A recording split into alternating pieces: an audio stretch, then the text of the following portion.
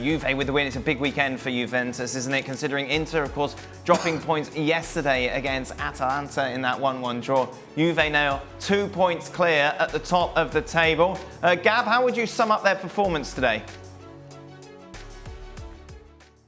Well, I mean, I think they felt like they were maybe gifted two goals early on. And, you know, from a position of strength, you expect them to dominate. But they didn't really do that. And I thought there were jitters at the end. That's why he changed it around, sent on Higuain. But, look, in the end, there's nothing you can say to Juve. They have lost one game in all competitions this season. And that's simply unbelievable. Frank, for you, Juve big favourites now for the title? Yes, they are. With the draw of Inter at home, you know, of course, Juventus will be, and they were already, for me, the favorite for the competition because of the experience they got and the resume they have. So, yeah, you know, when they have to score big goals, you know, they do it very quickly. After 7 minutes to goal, bye-bye, end of the story. So, yeah, I think they deserve. Is it harsh for me to say, well, they weren't swashbuckling, they didn't particularly impress, they didn't do anything particularly that caught the eye today? No, but that's been what they've been doing pretty much all season, as Gab mentioned. Lost one game to Lazio in all competitions. Getting the job done, have a big squad, I can change it around. The downside is that partnership had kind of formed at the back with Demirel and Bonucci, and now he's going to be out for a bit. Hopefully not too long from him. So De Ligt comes back again and tries to stake a claim for a regular place.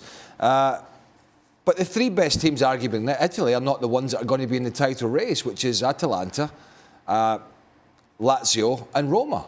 Because it's Inter Milan and Juve are probably going to be there at the end. They're not the two most attractive teams to watch at the moment in Italy, but they're the two most successful at the moment. Get it done, isn't it? You won't really remember this game. Juve win the title come the end of the season, but it's 3 important points. But this game is what seemingly every game has been for Juventus this year. And so I would look at it from the perspective of, if you're Juventus, you say, look, we keep winning. We know how to find ways to win games. Even if we don't play well, even if we're not head and shoulders above everybody else, we find ways to win games and get 3 points. If I'm the trailing pack, I'm thinking, man, they've only lost one game this year, but they're vulnerable. They're there for the taking. If we can get a run of results, if we can put some pressure, then maybe eventually, if you're Inter, if you hang on just enough, and then you can see Juventus eye to eye, maybe in that game you're able to beat them, because there are issues for Juventus. It's not a team that is going to run away from you. And so this is going to be close all the way to the end, because I do think that Juventus will drop points here and there.